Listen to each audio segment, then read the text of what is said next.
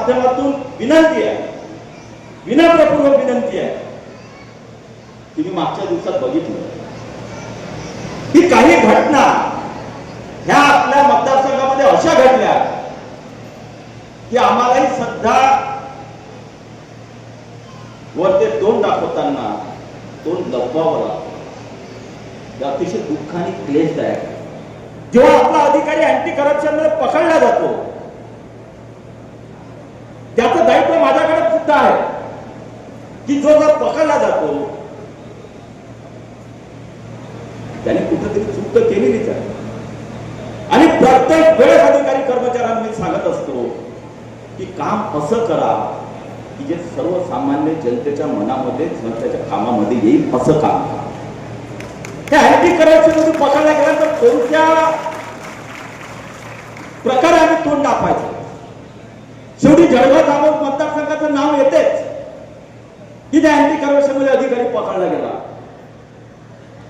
आता कोणी कोणी हे म्हणू शकतं की ते आमदार साहेबांचं दायित्व आहे, त्यांचं हे आहे, त्यांनी हे लक्ष ठेवायला पाहिजे. बरोबर आहे, जनतेची अपेक्षा असणारच आहे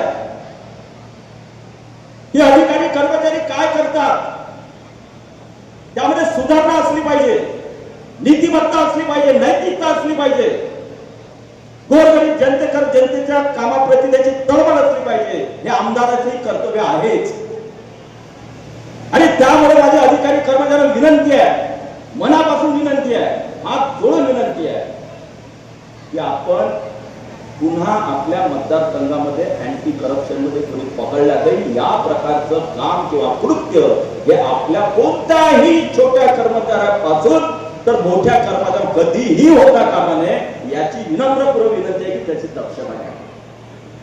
आणि हे सहज शक्य आहे, हे सहज शक्य आहे.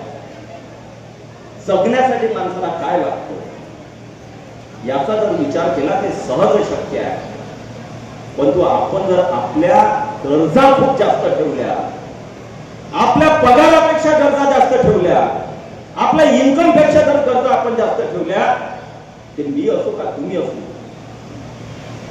तर मग माणूस काही ना काही गोष्टी करत राहतो.